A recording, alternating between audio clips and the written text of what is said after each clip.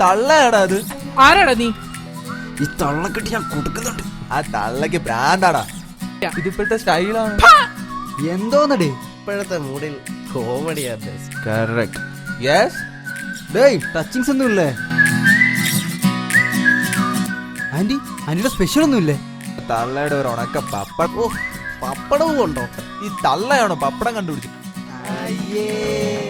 പപ്പടവും ഉണ്ട്.